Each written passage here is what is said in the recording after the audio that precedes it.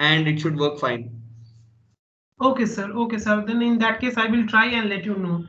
Sure, and I am happy to help if you get stuck. Okay, okay, sir. Okay, thank you very much. Thank you Sure. very So much. in comparison, sir, what happens is an electromechanical relay is an induction coil, right? It needs a good kick to get started. So the activation current can be like 50 milliamperes also. And once it's on, it will require 20-25 milliamps to remain on. This thing just requires 5 milliamps. So that is why the way we wire this up is a little different. And we struggle when we are moving from DC relays to SSRs. Exactly, sir. That is the issue as I am also facing. Yeah, yeah, I did struggle with it. It works out. No worries. Okay, okay, sir. Okay, thank you, sir. Thank you. But these are really good components. So if you are only going to control AC appliances, these are really good components to have, compared to sugar cubes. Yes, sir. Yes, sir. That is what I am connecting also, and basically my devices are having a good power rating. So that is the main reason why I have switched from that sugar cube type to a solid state relays. But the thing is Thank you. that I am facing multiple issues while switching it on and off. No problem, sir. Issues are good. Every time we solve an issue, we learn a new thing. Exactly, sir. Exactly. Thank you, sir. Thank you. Sure, sure.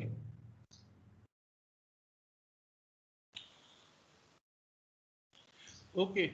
So Abhijit, I think we should start now. We have 50 odd people there in Sure, the. sir. Sure, sir. So, if you can confirm, sir, that my audio, video, and my deck is clear. Yes, yes, it is very much clear. So today we'll have again three sessions. The first one will be related to uh, IIoT middleware industry tools. Then second will be on databases and data science. And the third one will be visualizing IoT data using industry tools. So I request Abhijit to start with uh, uh, this session number one. Sure, sir. Let me just get my tools in line. All right, this is good. So, welcome back, everybody. Good morning to everybody. Today, I think yesterday we did a deep dive into the real world of IoT. So, we did a very good look at architecture and how messaging architecture works, which is not just IoT, but any distributed systems. Then we went more particular and we spoke about the MQTT protocol in the third session of yesterday, and we did some live practicals. All right. Let me just do a very quick recap of what we did yesterday. If you can follow me on the screen. Um, so quick recap, we took a look of how MQTT looks on the server side. So we said that all our all our IoT infrastructure runs on a cloud, and primarily the communication engine is an MQTT server.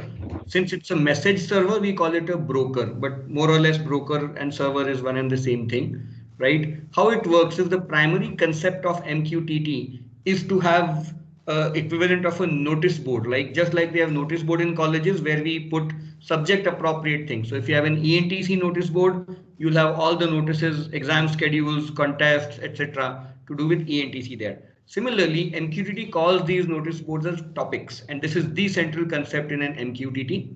So there are publishers and there are subscribers. Okay, publishers are free to post messages onto any topic. So in the IoT context, let's say you have a building, right? You have a facilities management system, and door is a topic. Whenever the door opens, the door as a thing. Remember, we are talking about connected things now. IoT is about connected things talking to each other. So the door as a thing detects that it is open, and it posts a message called door open onto the topic of that is dedicated to the door. And anybody who is interested to know that the door is open, maybe you want to light up a light, or maybe you want to sound a siren when a door opens somewhere. Those elements subscribe to that topic. It's very much like a Facebook wall or a LinkedIn feed, that we follow people whom we want to know what is happening with them. So as soon as there's an update on their page, we get to know. So that's the subscription model, and people who post those updates are called publishers. So that's why MQTT is called a pub sub model, publisher subscriber model. All right. And just like there is one topic, the job of MQTT is to provide topics for all kinds of things, topic management. All right. And different publishers and subscribers will use those topics.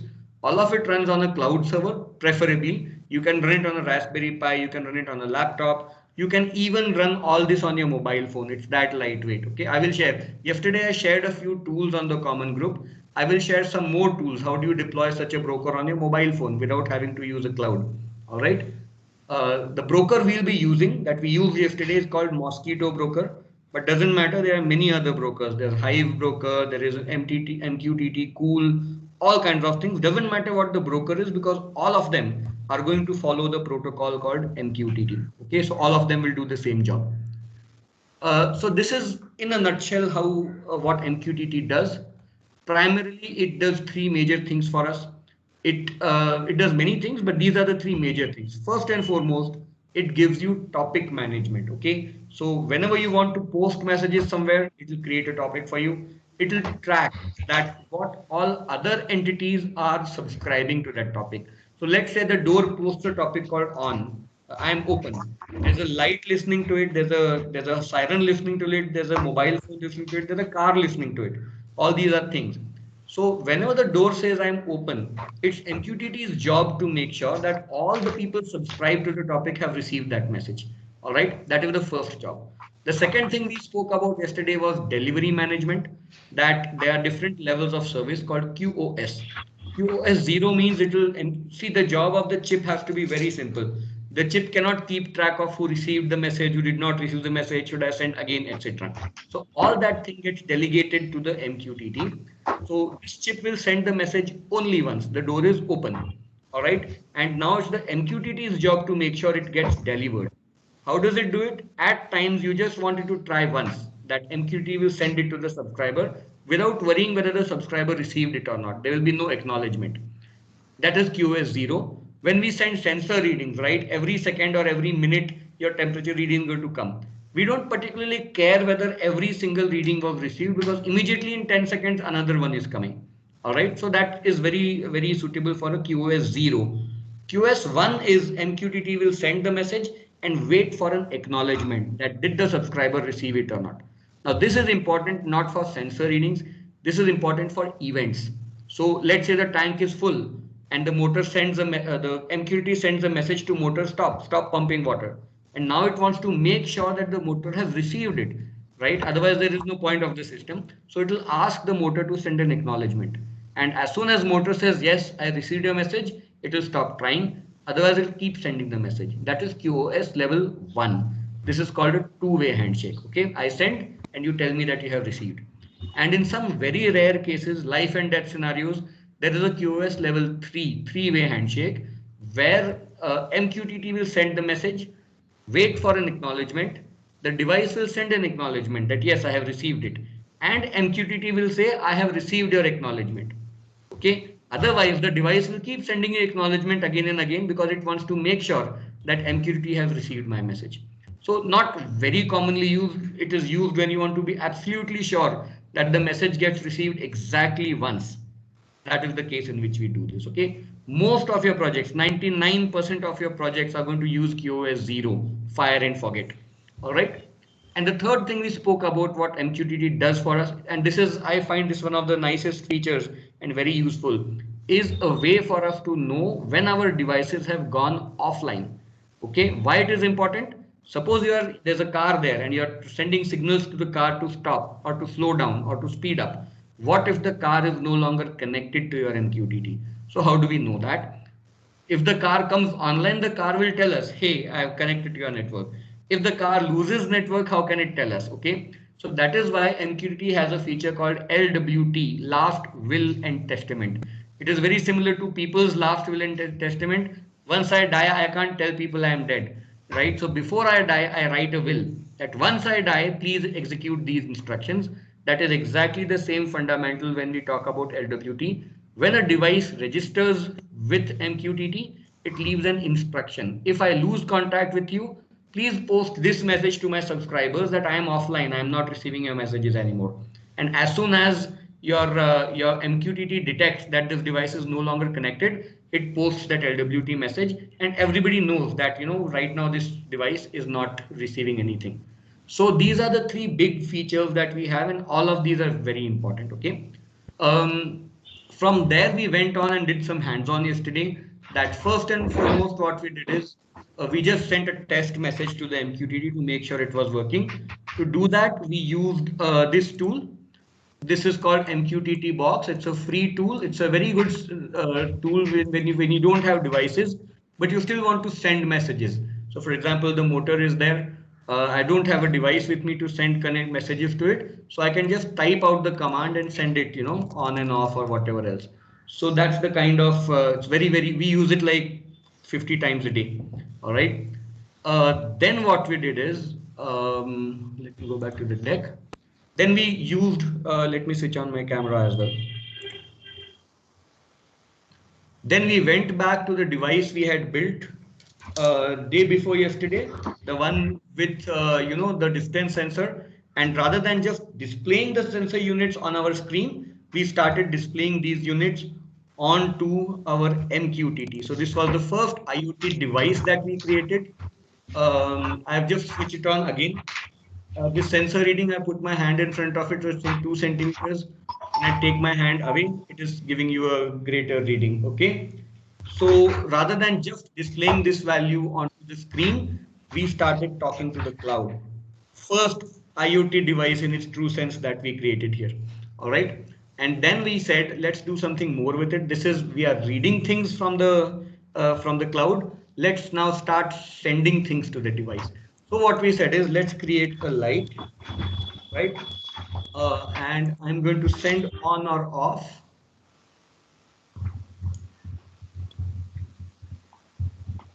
the light. All this is recap, folks, because what we're going to do next is going to be an immediate extension of this. So what we did is, using the same blink example, we created a, instead of blink, what we said, light the LED when you receive the on command from the cloud, and unlight the LED when you get off command from the cloud.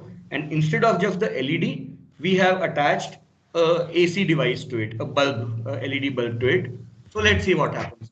So the contract, see guys, remember this is a contract between the device and your IoT solution. The contract is that you will send me commands on a topic called light, the one that I'm highlighting.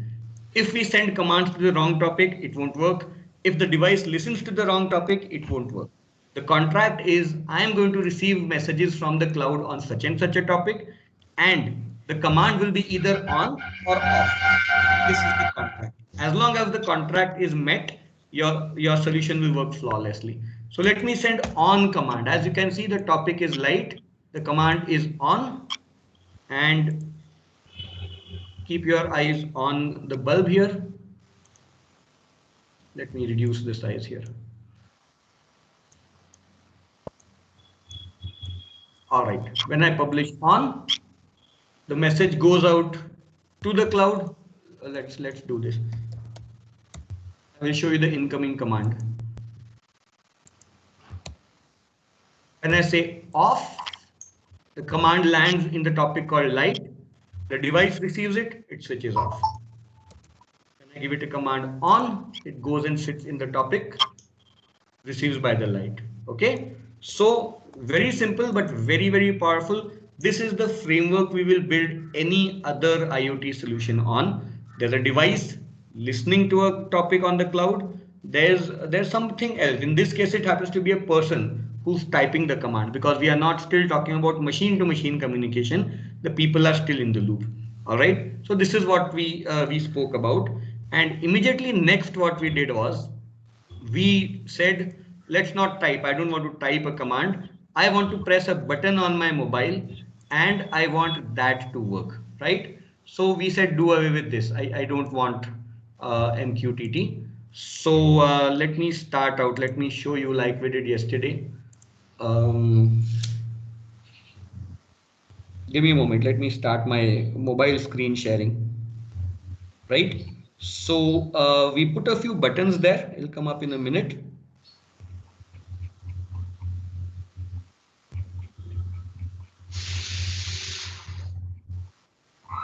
I need to put my mobile on the same network right now, because screen sharing only works when my computer is on the same network as my mobile. Yeah, it's there now. 192.168.1.115. 192.168.1.115. And this is exactly the same contract, friends. When I said that there's an IP address and a port, even for talking to my mobile phone, I need to hit an IP address and a port.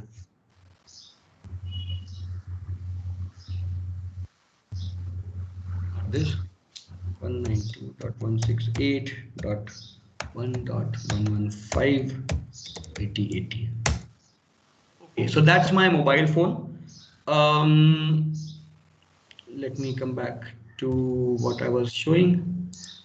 Yeah, so this is my device. What I'm going to do is I'm going to show you the simple app that we built, and I've shared where to download this app from. So far what we were doing is we were typing out on and off in the tool here. Now what I want to do is I want to give this command from my mobile phone, right? So as you can see, where's the mobile phone? Yeah. So this is the mobile phone. This is where the command will land, and this is the device that's going to respond to that command. So let me say light on. Yes. App is not connected. Okay, that's fine. You say light on. Yes. You can see without me typing it, there's an on command on the topic, light response, because the light doesn't care where the command has come from. All it wants, all the contract it has is there needs to be either on or off on this topic. I do light off and say yes. Okay. Then we went on, we did one more very nice thing. We connected distance sensor, as I said. Let me go back there. Distance sensor, subscribe. Now you will see that distance readings are coming here from my distance sensor. Okay. If you follow what is happening on the black camera screen, that is this unit right here. Okay. This is the distance sensor. Now what it is doing is, rather than just showing the values on screen, it is sending you distances onto the MQTT. All right. So let's have some more values, 13, 15 centimeters, etc. And what we did is, if you can see here on the graph, we have got those values not just on the screen, but on the same app. I'm plotting these values now, as you can see here. Okay. So if I bring my hand very close, the graph will drop. Okay. When I take my hand away, you will see the graph, the red graph line rising, and that is representing the values. And this is total IoT. So yesterday we were talking about architecture, and because we have understood the architecture principles well, all this will not come as a surprise or a challenge to you. All right, I'm just going to point this camera, the sensor upwards, and suddenly you see a big spike in the centimeter reading you will get, 200 centimeters. Lower it again, and it will come down to more normal values. Okay, so in a nutshell, we started out with just architecture, then we moved it to breadboard, then we moved it to MQTT, and then we brought in a mobile phone to complete the entire IoT ecosystem, except for data. Data is for today, right? So I thought it will be good to do a quick recap, because this stuff is very important. What we are going to do next, we have still not done any orchestration. All we have done is communication, right? You remember that IoT has two parts, or the EAI, the Enterprise Application Interconnect, had two parts. One was communication, all about, it's a telephone, it can talk to anybody on the network. The other was orchestration, and the job of orchestration was to take decisions, to enforce rules, right? So far all we have done is, I click on here, the on message gets communicated without any filters to the bulb. All right, what really should happen is, the on message should go to somebody who can think and take a decision whether I should forward it to a bulb or not. Should I do any other checks? Remember the banking example, the man in the middle, the postman. Okay, so today we are going to look at this session, we are going to look at orchestration. And for orchestration, as promised, we are not going to do any coding. I'm going to show you very, very mature industry tools where you have to write zero code and you can do all this stuff. All right. So primarily that's what today's session is going to be about. Let me go back to my deck. This is what we did yesterday, as I said, and then we extended it, brought in a mobile phone, what I've just showed you. All right. Right. So that brings us to what we are doing today. Out of all the building blocks, we started with embedded. Yesterday was about communication. Today, first session, we are going to bring in orchestration. But you will notice that the red box is not just about orchestration, that also covers communication, because without communication, there can be no orchestration. The orchestrator by itself can't do anything. It needs to talk, it needs to receive, it needs to transmit to the other entities in your system, and that is why everything will have communication as well. Okay, so this is the glue. Let's go forward. What does orchestration do? We are going to introduce a tool called Node-RED. Very quickly, Node-RED was a tool developed by IBM specifically for IoT. For many years, it ran as an in-house tool, and then they open sourced it. They made it available to the broader IoT community for free. And more people started building more plugins for Node-RED. Today, it happens to be one of the most popular tools. All right. And see, friends, a lot of IoT community has grown out of the open source movement, right? That is why from day one, you'll see lots and lots of mature tools like this in the picture. Okay. So let me introduce you to Node-RED. Now, Node-RED is something called visual programming. If I can show you just for one glance what it looks like, and then of course I will show you some demonstrations which you can follow afterwards. This is what visual programming means.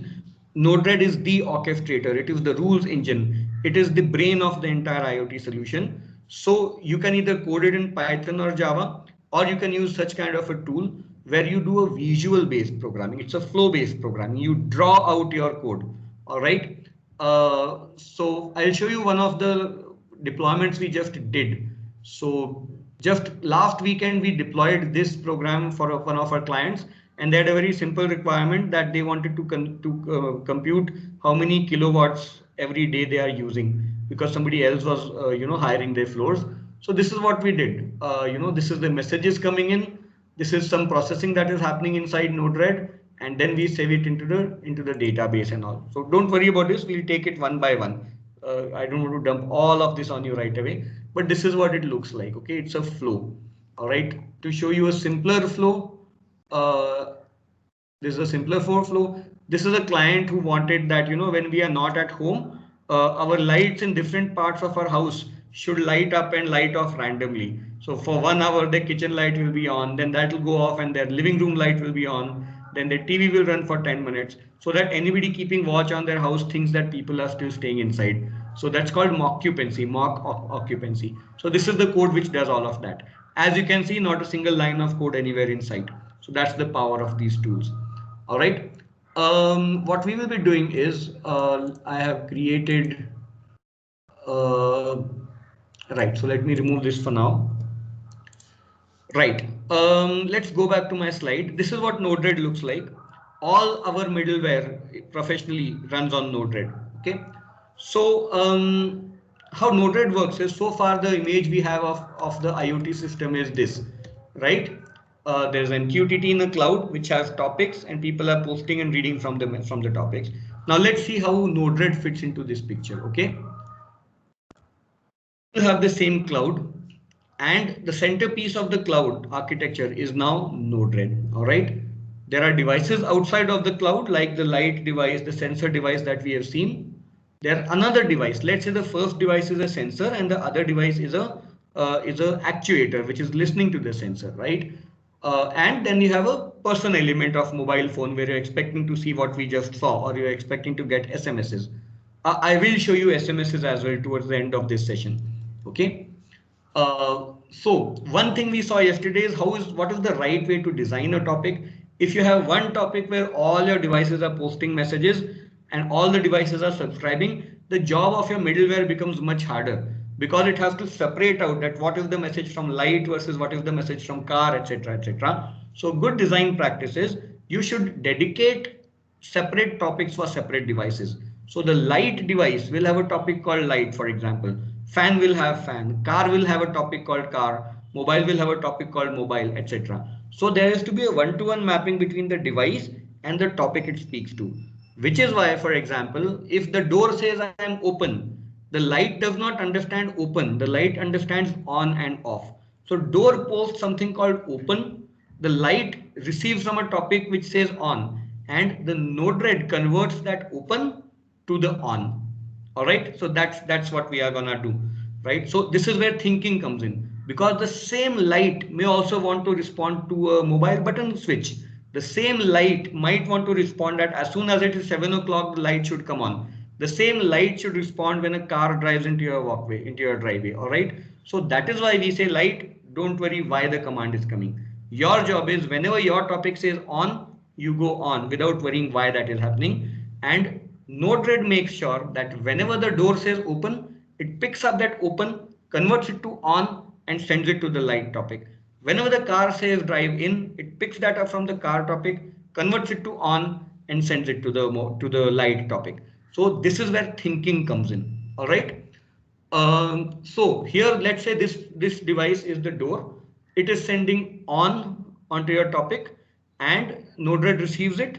It processes it. It converts it to on, or it checks that is it before midnight, is it after midnight, what is the case, and then it routes it in a different form to the actuator device. Maybe it's a light, maybe it's a siren, maybe it's something else. All right, and maybe at the same time it sends a message onto your mobile phone as well. Okay, so bringing in Node-RED in the middle, as I said, your Postman had 4 major roles. It had communication, it had orchestration, it had translation, it had security. All right, so in this example we are seeing 3 of these at play. It is communicating, it is orchestrating. It knows that after 11 o'clock, send that message to the light. It is translating, because the door says open, the bulb understands on, and your Node-RED is translating this. So we are not looking at security here because it's a very small use case, but translation we are seeing in this case. Similarly, mobile receives something else. Mobile requires an SMS. It does not understand on or off. So the Node-RED converts your thing to an SMS alert and sends a separate branch. So you can see how much more powerful our system has become by not just having a telephone, but also having an orchestrator behind the telephone. All right. Right. So with that background, let's get started with Node-RED. I'm going to give you a statutory warning before we start that this thing is addictive. All right. Once you get started, you won't be able to stop. So warning said. Node-RED is pretty huge. You can do all kinds of things, but the most basic stuff I have put out on the screen in front of you. And these are called nodes. This is the only theory we are going to do. After this, for the next 40 minutes, we are going to just go into Node-RED and build systems. All right. So one of the first nodes I will show you is how to interact, how to display a message onto the Node-RED console. And then we'll start talking about how do you exchange messages. All right. How do you publish? How do you subscribe? I think yesterday we had a good question from one of the professors. How do you publish and subscribe? Yesterday we saw it in code. Today we'll see how to do that from this tool. All right.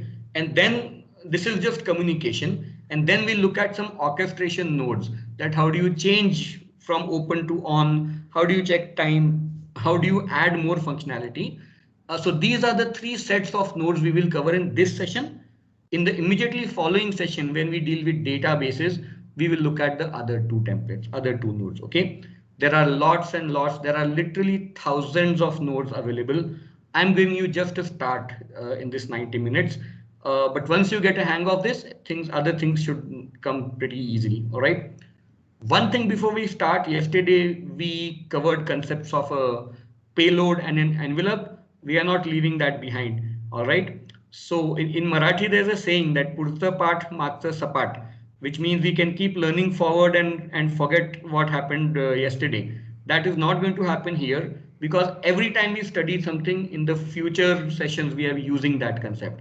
Similarly, Node-RED also has this concept, because Node-RED receives everything from MQTT. All right. And what Node-RED receives is the envelope. When you say that I am sending this message to a topic called light, that light thing is an envelope. So yesterday I showed you the payload is just 5. All right. That is the message. That is the important message. However, the entire envelope is this. Okay, that's why you see the length of the envelope is 17. Out of that, payload is just 1 letter. The other 16 letters are all payload, are all envelope. All right. So Node-RED accepts the entire envelope, strips away the envelope part of it, and gives you just the payload because you are just interested in payload. The postman's job is done. Okay. So every time you see nodes in sequence, one node receiving a message and forwarding it to another node, it is forwarding the payload. The envelope it has received and discarded, and all the messages are forwarded from one node to another in the form of a payload. All right, we'll take a look at Node-RED now. But before we jump into the demo, just a quick check that my voice, audio, video, etc. is all okay. Yes, sir.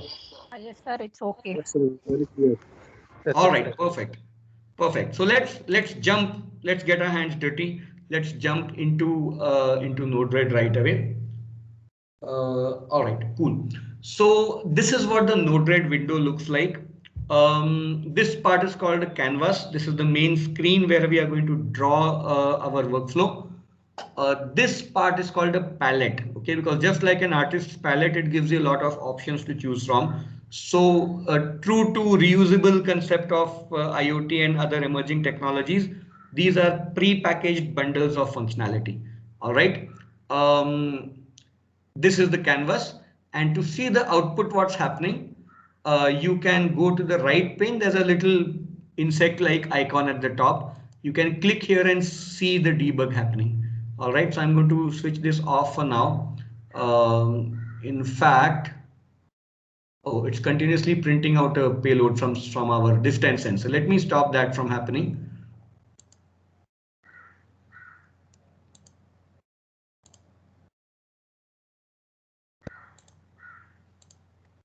All right, great. So what we normally do is we keep picking things up from here.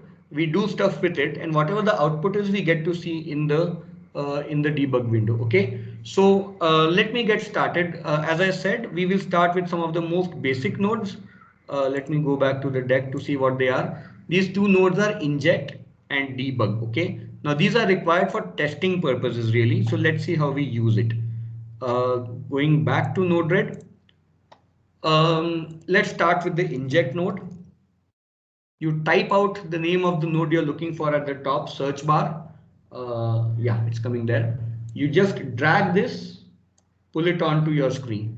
Okay, and it's there. All right. Now, what can you do with this node is you can activate other nodes, as we'll see shortly. But in a nutshell, if I double click here, you can see this word. First, the top word is payload. What is the payload you want to send? Okay, as I said, Node-RED is all about messages and IoT.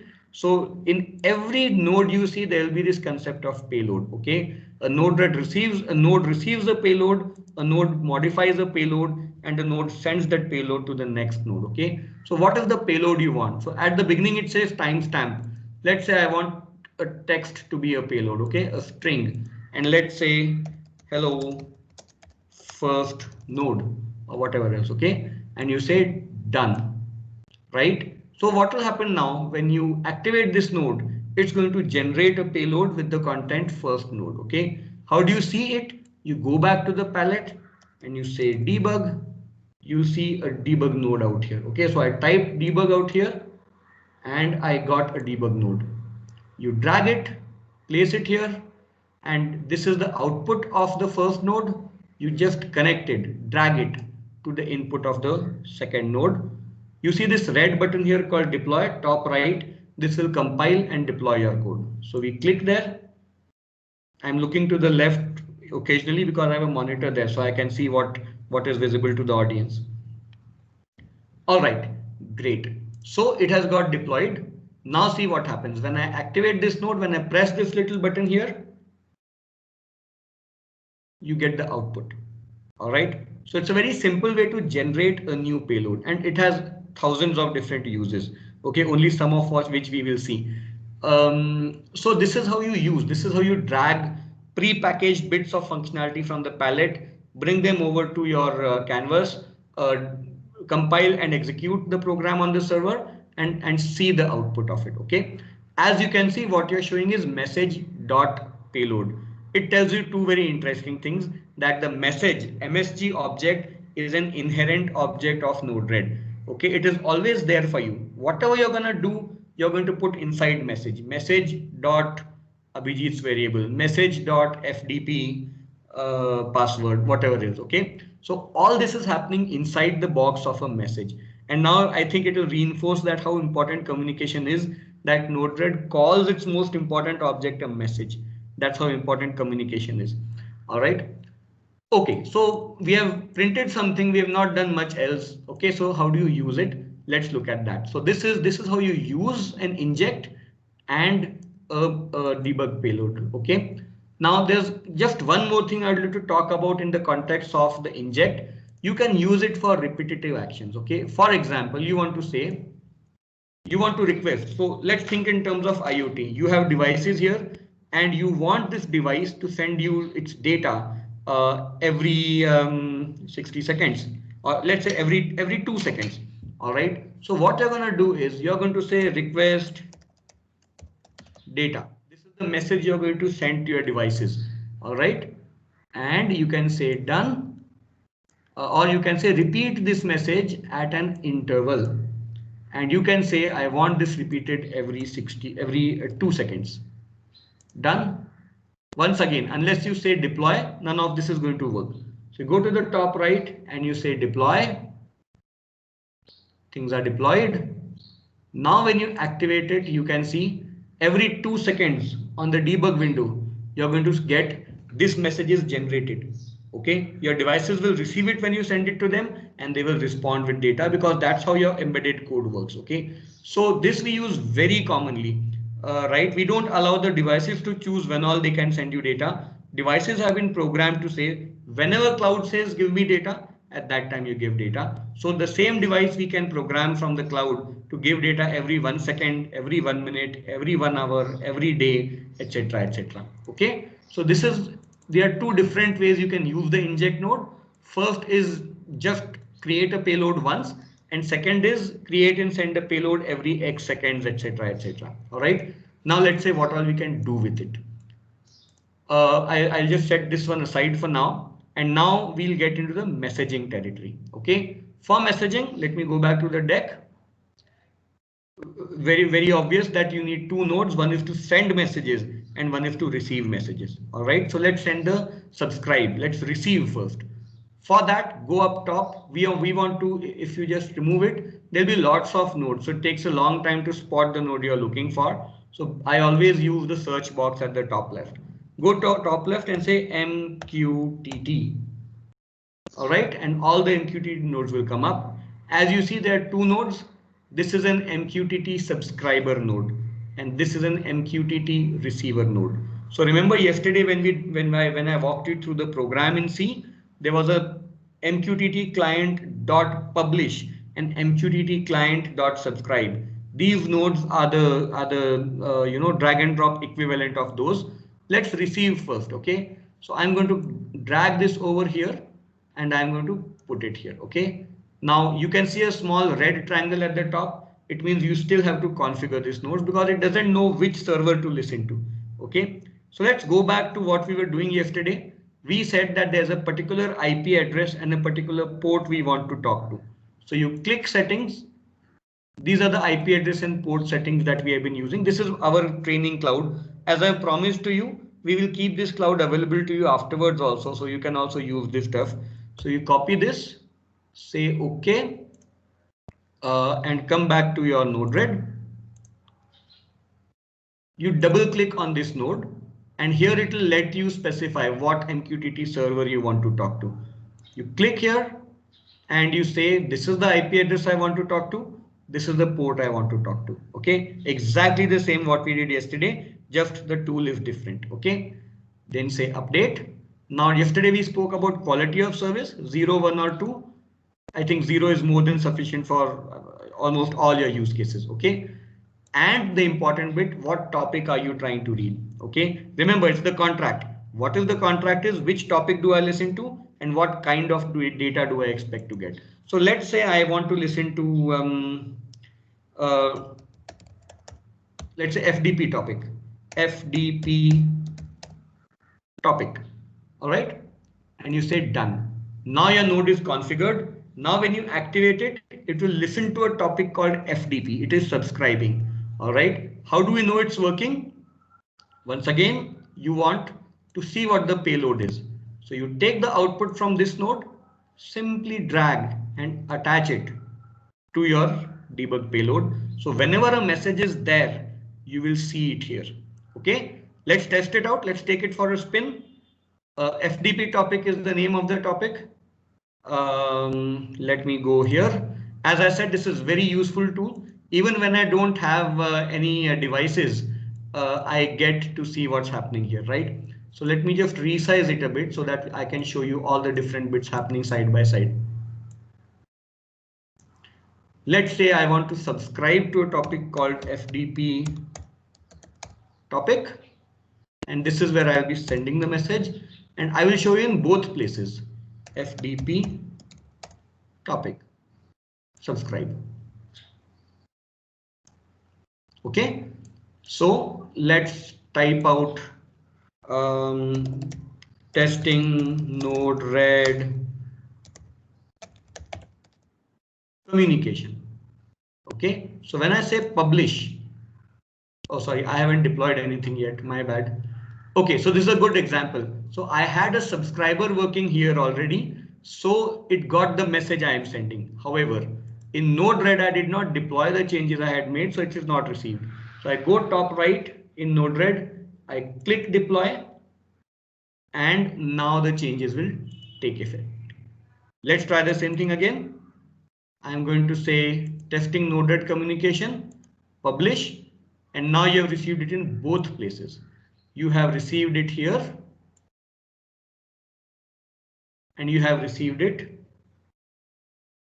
here in Node-RED. All right, so communication is complete. I'm able to talk from a separate system, which is this kind of a client. Where is my client? Yeah, and it goes to Node-RED, and I'm able to print that message out here. And guys, if some of you have worked with socket communication and URL communication using programming, you will understand when I say this is a huge leap forward. We have just clicked a few buttons here and there. Just to get this much working used to be more than a day's work when you write programs and connect endpoints and create communication ports, etc. With this tool, few clicks here and there, the hardest part, making sure the system connectivity is there, is done. All right. So far we have been just sending stuff from a node from the MQTT box tool by hand, typing out commands by hand. That's not IoT, that's just IT. I'm just typing out something I want. Let's make it IoT and let this node now talk to our device. Okay. Once again, the device I will prefer is the device here, the one which is sending the distance readings. All right, with the distance sensor, I think this makes it more visible. So this is a device sending messages on a topic called distance sensor. All right, that's the contract. And I will say done. I will say deploy, and I expect to see the distance values starting to come here. I say deploy. Beautiful. So you can see 5 centimeters coming here one by one. All right, which means we have not only been able to type out messages to MQTT and show it on Node-RED. Now we have cut ourselves out of the picture and the device is talking to Node-RED. All right, let me change the sensor values so you can see what's happening out here.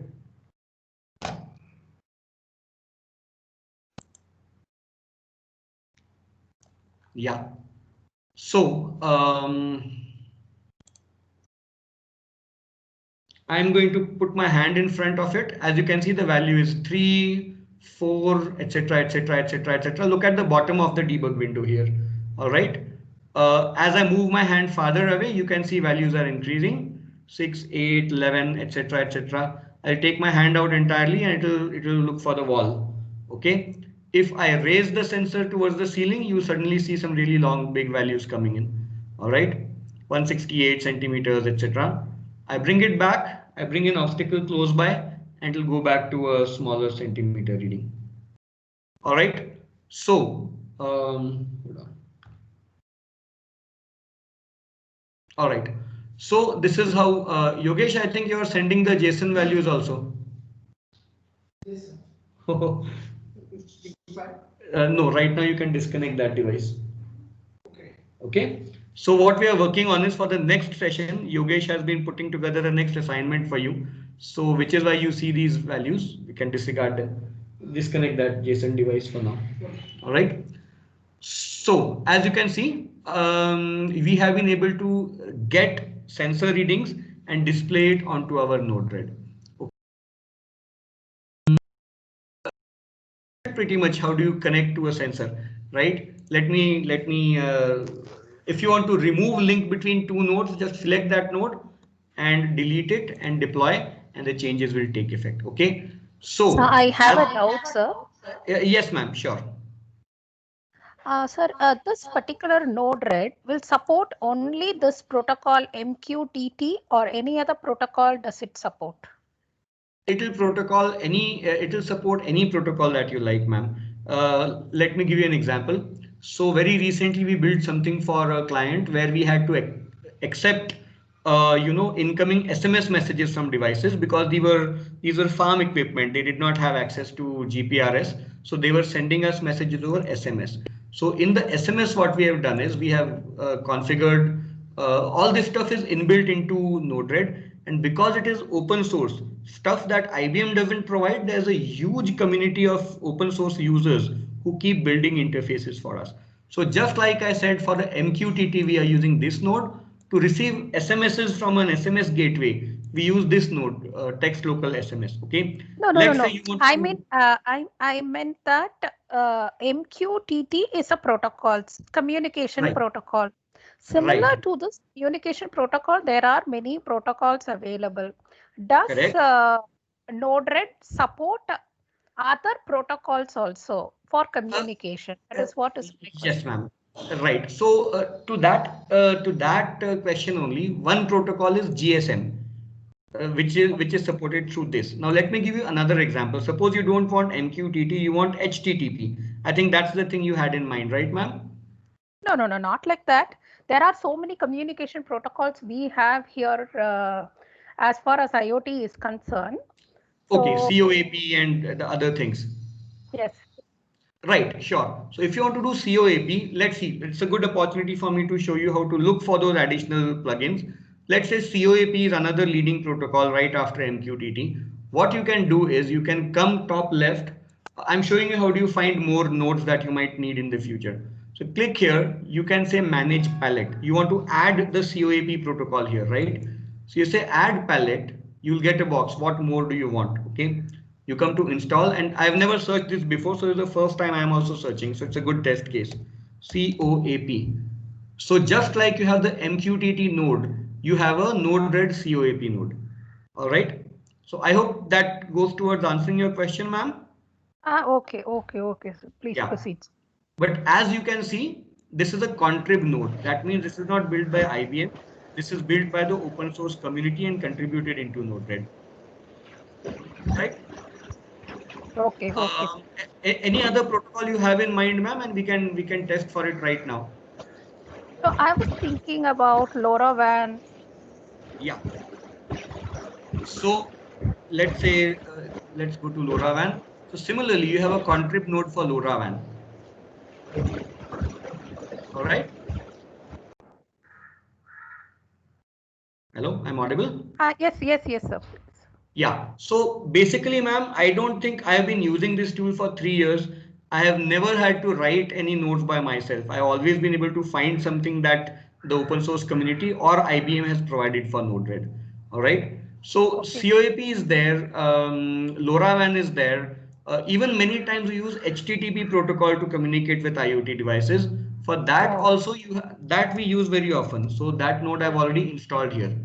Okay. Okay. So this is an HTTP node. LoRaWAN, COAP, any kind of nodes you will easily find here, right? Okay. However, the hardware and all will have to be external. All that Node-RED does is gives you an endpoint where a particular protocol can connect to Node-RED. It can hook with Node-RED, and from that point onward, Node-RED will accept the payload and take it forward.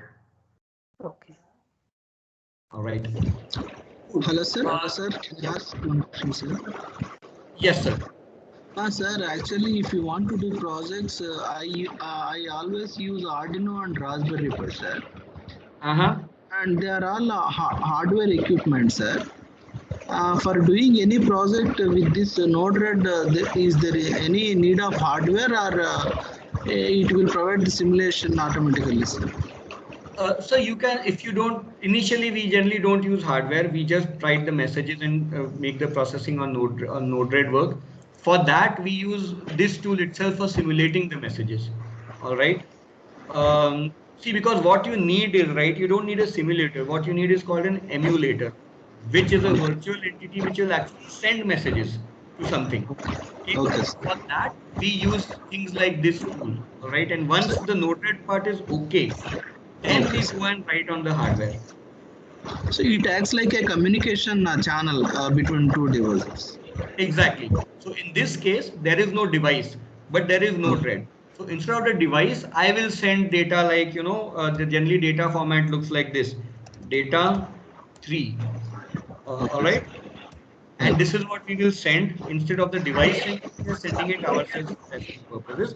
Eventually, the device will replace and send this message. Okay, thank you, sir. Thank you very much. All right. And once again, because you mentioned Arduino and Raspberry Pi, so Arduino Yes, does sir. not have communication capability. So you must need to add a Wi-Fi chip or a XB or a ZigBee or a Z-Wave device to it. All right. Or you may be directly doing serial communication between Arduino and Raspberry Pi. All right. I would suggest that you use this kind of chip, Node MCU, which has an onboard Wi-Fi chip. So everything else is just like Arduino. You can use the same programmer, you can use the same program also.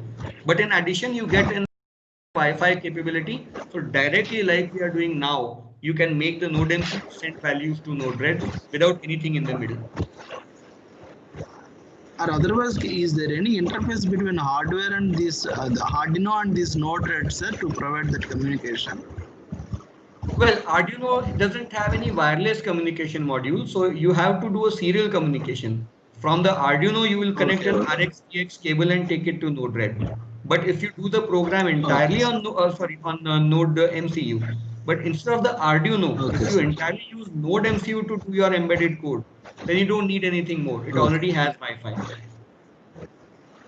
Okay. Thank you, sir. Thank you very much. Most of the times what people do is they connect Arduino to Node MCU only to get the Wi-Fi. People generally don't know that Node MCU is even a more powerful processor than Arduino. So why use Arduino at all if you want to do Wi-Fi? Yes. Thank you, sir. Sure.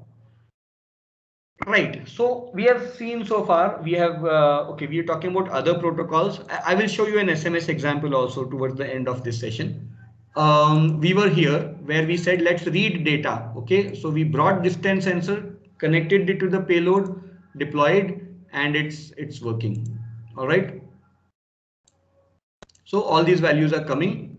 Just all we did was wrote the piece of code we saw yesterday, which was just sending data to the MQTT. And today we have written a little bit of drag and drop stuff in Node-RED, which picks up that data and brings it here. And now suddenly we have a huge advantage because we no longer have just a telephone. We have a brain to think about what to do with the telephone. All right. So what we'll do next is we'll orchestrate. Let's go to the deck again. We said MQTT subscribe. Okay. Oh, I haven't showed you publish yet. So let me show you publish also. Right. So let's go back here. We are not yet orchestrating. We are just communicating, but we have brought in Node-RED in the communication stream as well. All right. So I'm going to disconnect this flow for a minute here so it doesn't become distracting.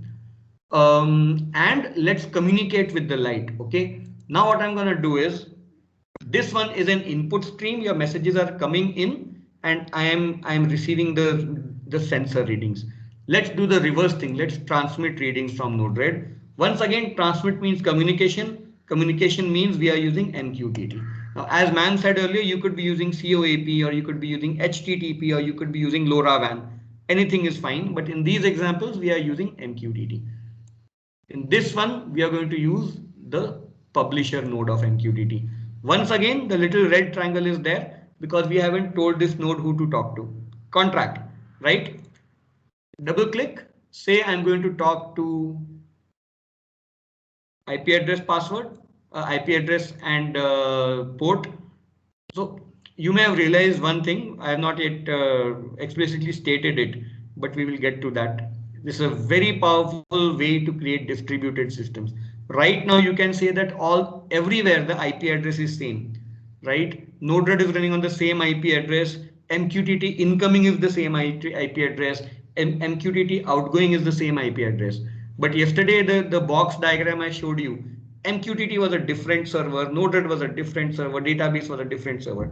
Why this is so powerful is it doesn't matter where the software is, okay? Because every time this is going to ask you, okay, you want me to talk to database or you want me to talk to MQTT? What is the IP address and what is the port? It doesn't assume anything. What this means is some of this could be running on your mobile phone. Some of this could be running on your cloud. Some of this could be running on your college laptop. It doesn't matter. As long as the IP address and port are accessible, this flow will work. And it is a really powerful way to structure things. What it means is all of a sudden, I don't want to use Mosquitto MQTT. I want to use Hive MQTT. I can just change that part, come here and change the IP address I'm talking to, and all of this will work. On the back end, suppose I don't want to use MySQL, I want to start using MongoDB or Oracle. I just go there, change the IP address to point to the server of my choice. It will still work, right? This is the beauty of distributed systems that I showed you yesterday. Okay. And one more thing I will mention, we are doing this in a very systematic way. I could have just taken 5 minutes and connected all of this up and it would have worked. There's a particular reason that I've just made this flow first. Then I just made this flow. And now I'm just going to make the flow of sending command, right? I'll tell you why I'm doing that. So I've just made a copy of the inject node. Let me scroll up so you can see. All right. Now this inject node, I'm going to send commands. I'm going to send an on command to the light, right? So topic is going to be light. Okay. Or let me not write the topic here. I'm just sending the on command. Say done. I'm going to send it to a node called light. QoS will be 0. Done. So this endpoint is talking to my light. And this is a simulator. As sir said, you don't need a device. You can use the inject node to simulate what's coming from the device. Okay. And you will connect the two. Okay. I'll say deploy. Let me show you my other camera.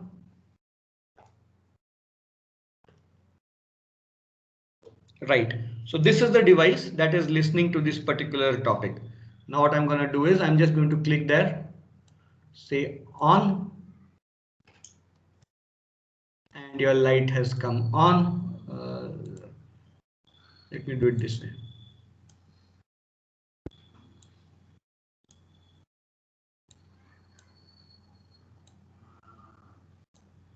All right. Now I will go and change the payload to off. Deploy. Send the command. Light has gone off. All right. Once again, I will make it on. Now all this may not be right now, that why am I double clicking every time? It will make sense when I connect the two flows. I send on, light goes on. I say off.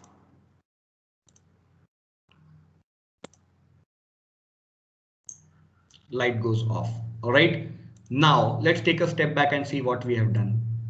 As I said before, the distance sensor is talking to a node, to a topic called distance sensor. The light device, hardware device, is talking to a topic called light.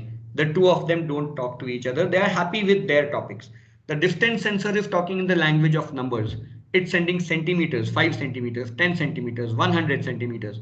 All right. And the light is just talking in the language of on and off. All right. And there is nothing connecting the two. This is all communication. And now let's orchestrate. Let's now connect the two flows and cut ourselves out of the picture. All right. Then it will start making a lot of sense. I'm going to remove this. I'm going to get. Let's put a rule in place. It's a rules engine. So the rule is if the value coming in is more than 10 centimeters, I want the light to go on. If the value coming in is less than 10 centimeters, I want the light to go off. All right, so let's do that. How do we do it? For that, let's go back to the other two nodes I've shown you. There's a switch and change nodes. All right, so these are the two nodes which let us orchestrate. So coming back to Node-RED, how do I look at switch node? I go here and type switch. I bring it here. Now remember, I am putting an orchestrator between these two flows. This is flow number 1, which is just reading the data. This is flow number 2, which is just sending on and off to the light. Okay, I'm going to try and connect these two flows. I will bring in a switch node. The switch node has just one job. Okay, detect whether the value is less than 10 or more than 10. Okay, what are we checking? Message dot payload, our friend the message. All right, if the message is greater than, we are looking at a number, so let's change this to a number greater than 10. This goes to flow number 1. You can see the number 1 here. If it is less than or equal to 10, it goes to flow number 2. So we had just one input stream which we have split between greater than 10 and less than 10, two different streams. Okay, now this is decision making. Okay, equivalent of an if condition.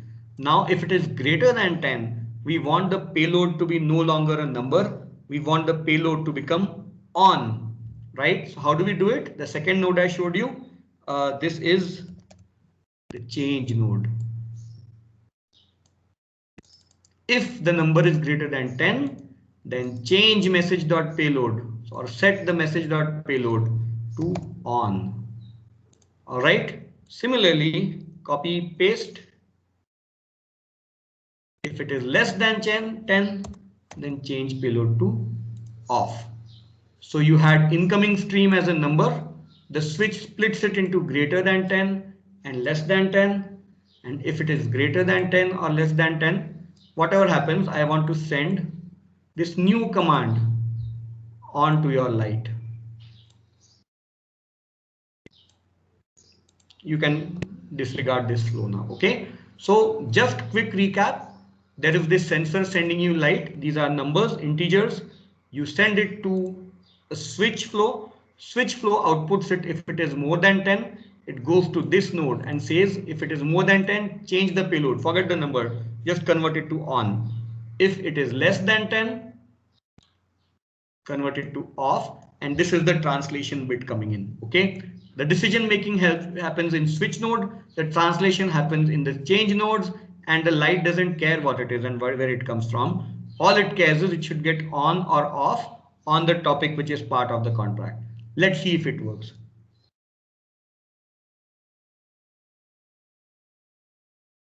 All right.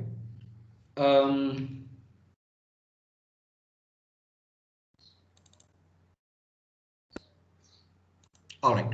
So let's look at the values that we are getting. LIGHT.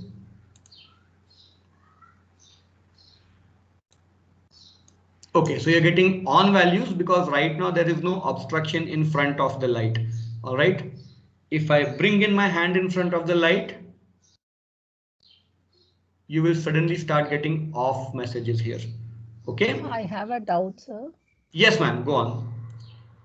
So all these, okay, whatever you're talking about, communication and then the orchestration and then this translation, everything we are trying to simulate and show using this Node-RED, right? Correct. But yeah, in the actual scenario, do we use this Node-RED or suppose if I want to install, I mean, if I want to use the IoT devices, do we use these? Absolutely, ma'am. I have been building systems for the last 3 years on Node-RED and deploying it in customer locations, and all of these are working.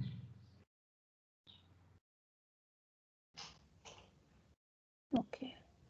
So see, ma'am, it looks like, I think your question is because it looks so simple, right? No, it's not so simple, sir. That is, you are putting in the form of a design and we are simulating and trying and checking out whether it is coming correctly or not. No, in actual scenario, in the real world, okay, we have only devices there and the devices are getting connected and you have a gateway. So where there is actual communication that is taking place, that is what I couldn't connect both of the things. That is what is my question. Sure. So let me walk you through exactly what you have stated. That let's make it real with devices. All right. Yeah. So what we have seen actually is exactly we are working with devices only. Although on the screen most of the times we are seeing Node-RED. What is happening is, as you said, how does it work in the real world where there are devices? Now, right now, our devices happen to be sitting on the breadboards. Okay. Eventually, these very devices are going to be sitting on a PCB like this, and afterwards they are going to be packaged in a box like this, and then it becomes the real world. All right. But what the device is doing internally is exactly same as what is happening on the breadboard. All right. So what I'm showing you right now is not a simulation. When I say I'm putting my hand in front of the sensor, it is actually the sensor is sending me new readings now. Okay. Right, which is exactly what's going to happen in the real world also. Right. If I take my hand off, your message is going to become on. If I put my hand in front of the device, my message is going to become off. Right. Okay. Now this is coming from a real world. If you can see the camera, this is not simulated. Okay. Right. Let me show you one more example. It's good thing we are talking about real world, ma'am, because yesterday I had my colleague set up a real world object, the door. Yogesh, the door is working? Yes, sir. Okay. So let's take a real example. What is the topic, Yogesh? It's called door. Okay. So what I'm going to do is I put a sensor on the door of this room, ma'am, and everybody actually, and I'm going to subscribe to it. Okay. So right now, let me change the camera setting. Yogesh, can you come over to the door, please? Yes. So you see the little white thing there on the top corner of the door? Wait. Yogesh, open the door. Just point out the sensor out there. Wait, yeah. Can you see that that thing white tuka on top of the door? Okay. That's the sensor, all right, which is connected to a node MCU, just like what we have been showing. All right. And all the time the door is open, it's been sending open messages, right? Yogesh, close the door.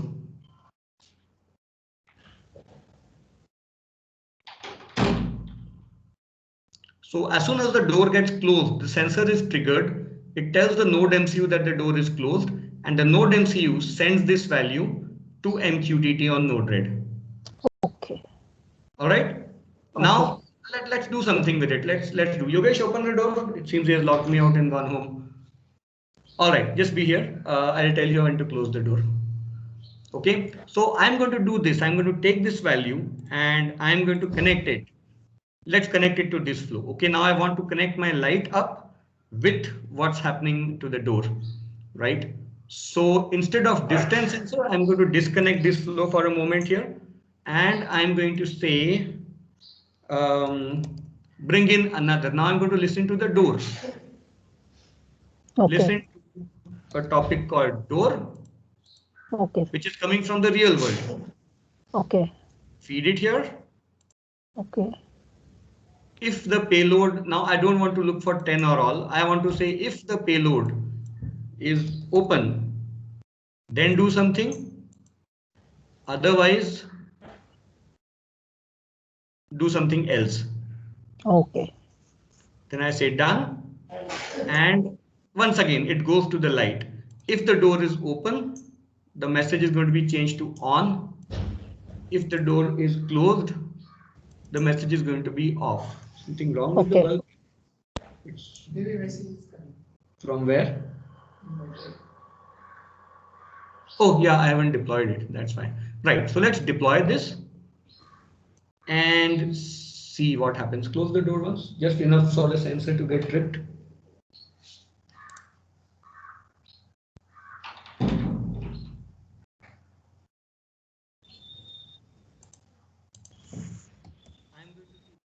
the light also.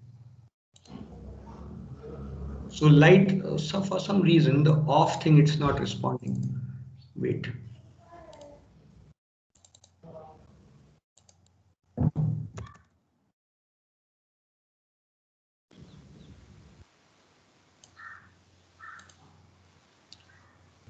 Just give me one moment. Okay, sir. The light is responding to on, it's not responding to off. Abhijit, I think you have not changed that from number to message. Oh, let me look at that again, sir. Oh, you are right. Sir is right. I haven't changed it. On open. All right. Correct. So when the door is now open, we are expecting it to light the light. Yogesh, open the door once. And when the message is closed, equal to.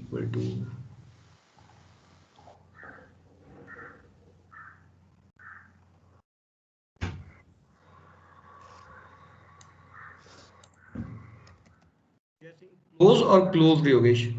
Yes. Open and what is the other value? Close. Close the door. Let's see what happens.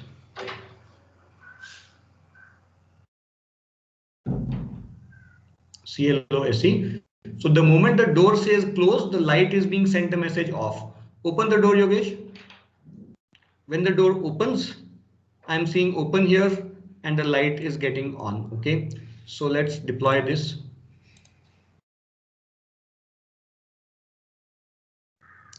Right. So let me bring up the camera again. Light is still on. Yeah, somehow it's not responding to the off message for some reason. I don't know why. We'll check it out.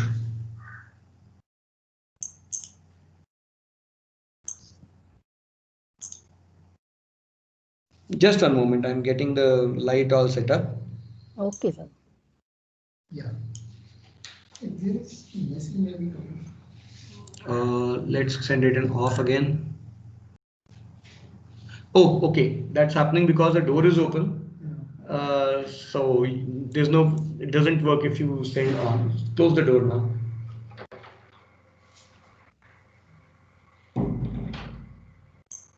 All right. Open the door. Yeah. I think what's happening is we have one more flow running somewhere, which is switching it on again for some reason. But anyways, we'll go with this. All right, close the door now.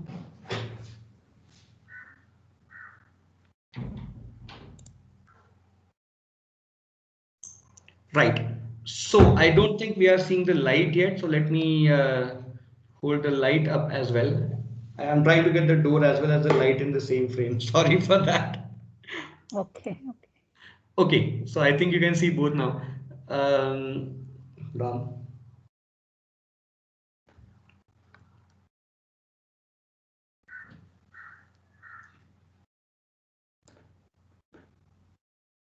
All right, Yogesh. Open it.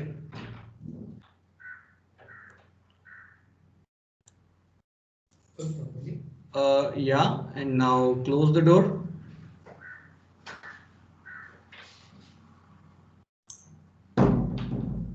All right. Open the door. Yogesh, open the door.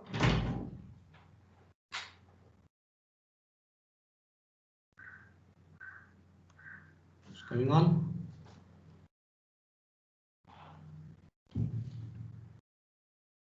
Oh, wait, sorry.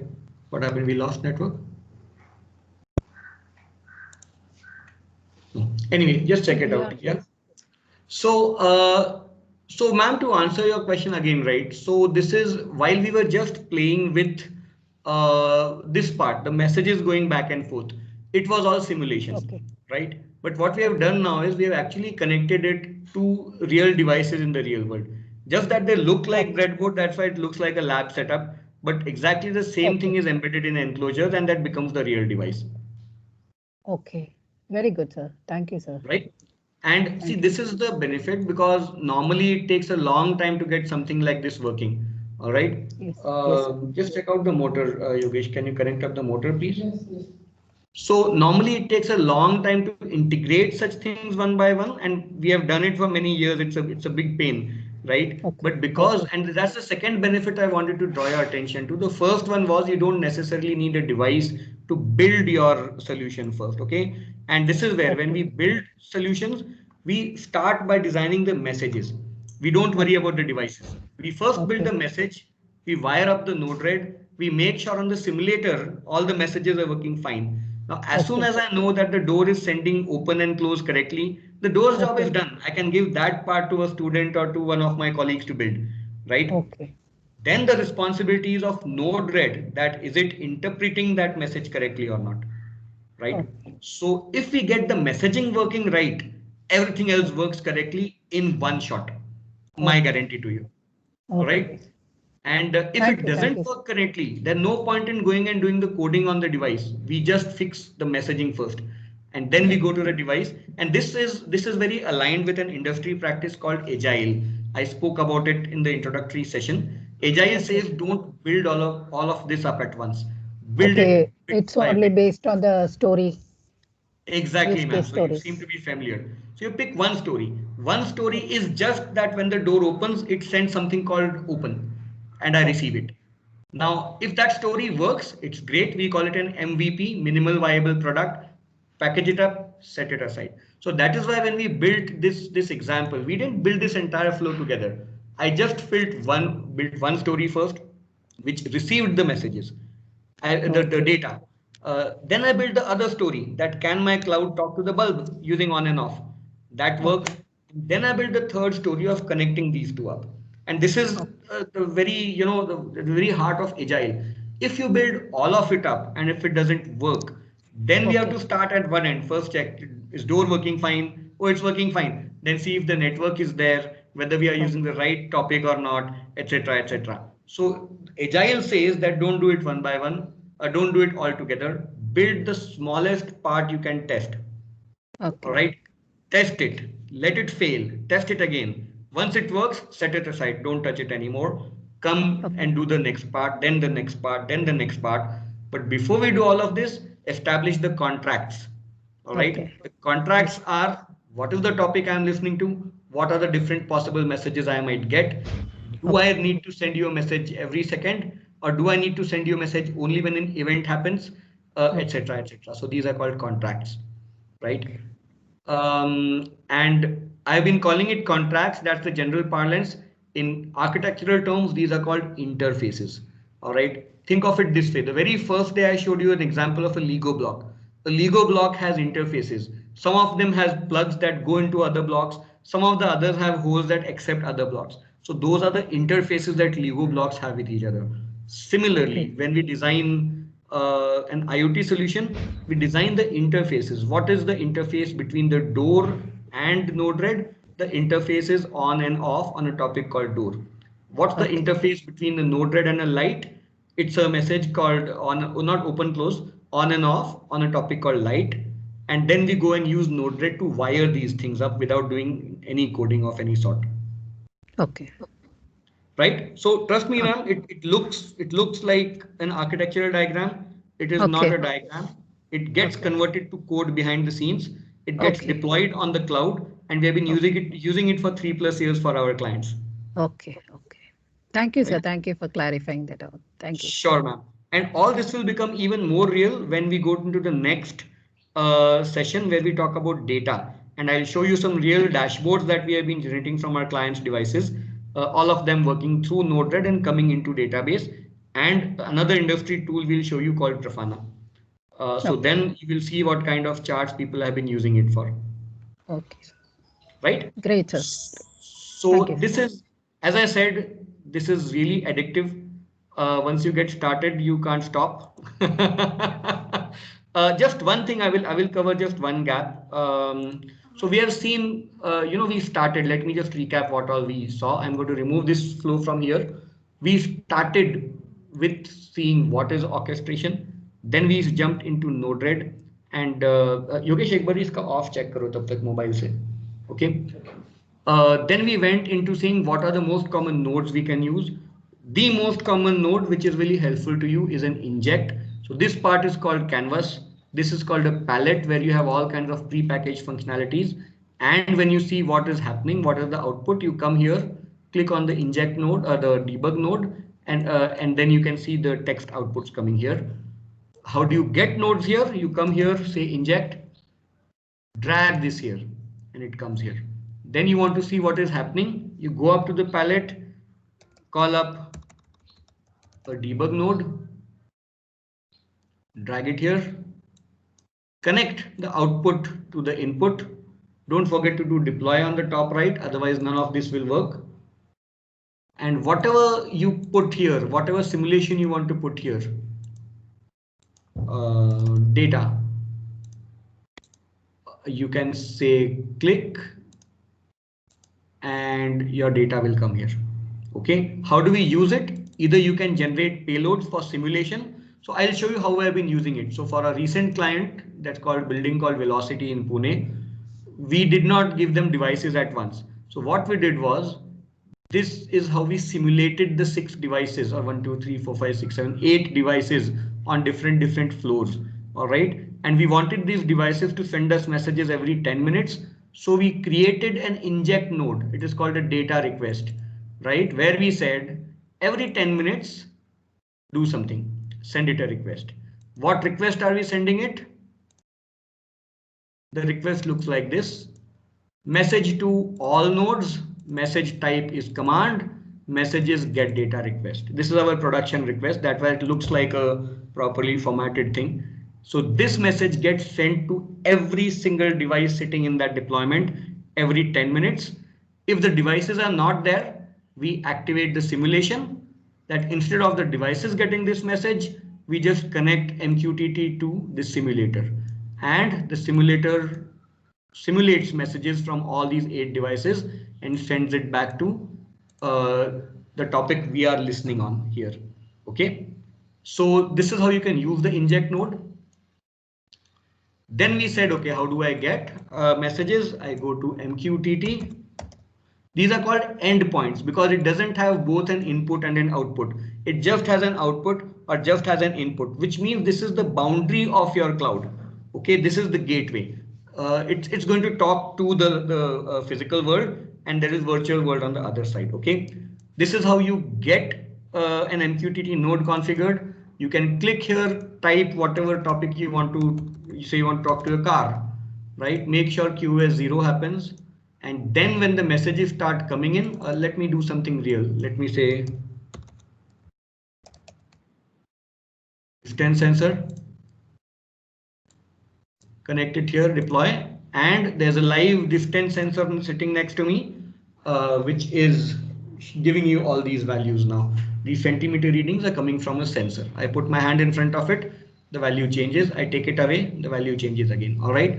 This is incoming. This is called ingestion. In the IoT parlance, this process is called ingestion. You are ingesting data from the real world, right? And when you want to talk to another device, you use a subscriber, publisher. Let's say you want to talk to a light, and you will have some functionality here, some Node-RED orchestration happening. From there, you will write back to the other node. Okay, there is just one node I have not covered.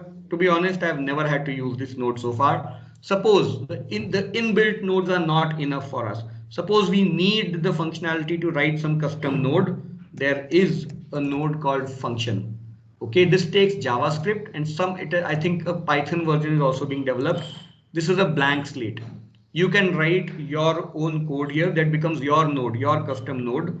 That let's say I want something more. I don't just want switch and change and everything.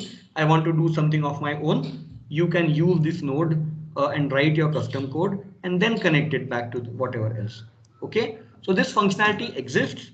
To be honest, in 3 years of using Node-RED, I've never had to use it. I've only used it for training purposes. In live client deployments, I've never had a use case where I had to write a custom code. Always there has been a pre-packaged node inside Node-RED for me, right? Right. So we have covered these elements so far. If there are any questions, I will be happy to take them now.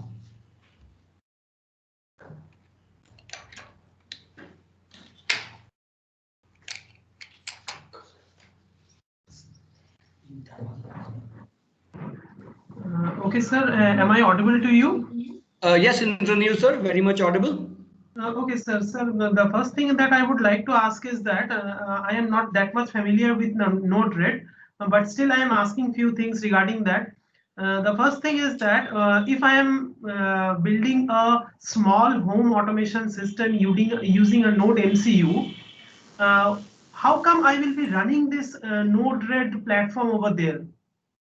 Because it is running in at your laptop, but the thing is that the Node MCU don't have any operating system over there. So how come I can expect this same thing running over there? Great question, sir. First response, this is not running on my laptop.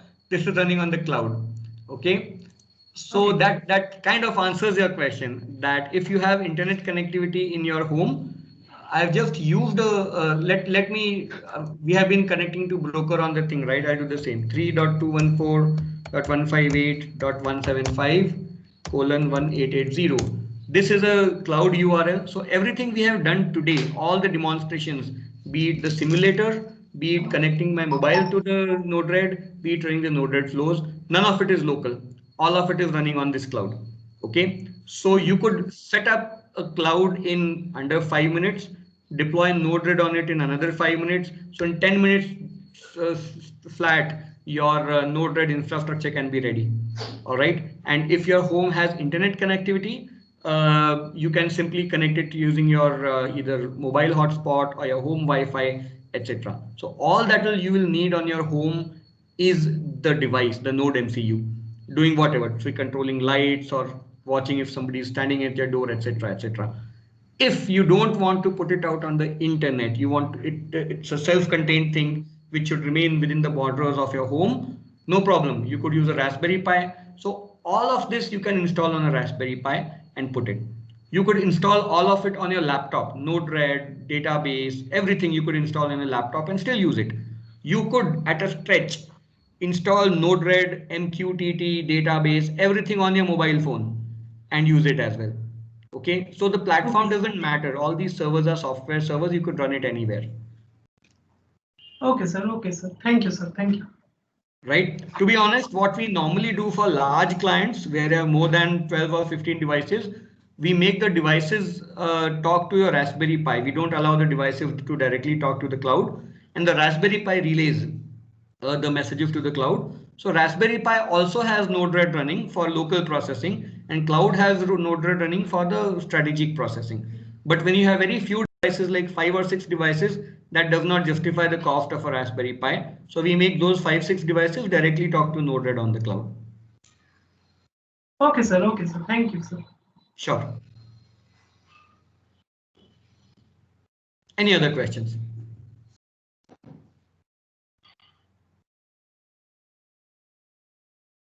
So I think we are good, but of course we are here to answer your questions if you think of more questions. This is a very interesting space. As I said, you would have seen the power of these tools. People are slowly moving more and more to such tools. That's why I said it's not a constraint if somebody is not from a programming background, which is actually good. People not from a programming background, adapt to these tools much faster. People who are from a programming background find it a little difficult to trust these tools. But these are very mature tools. IBM, Toyota, General Motors, Infosys, all of these players are using these very tools we are showing you in this FTP. So trust these tools and they will make your life much simpler to build IoT systems. Right. So with that, Patil sir, I'll hand over mic to you. Okay. Yes, Abhijit, thank you very much. So we will, the link for second session is already shared to you. So we will begin at the time now is 11:36. We'll start at 11:50 after 15 minutes break. Sure, sir. 11.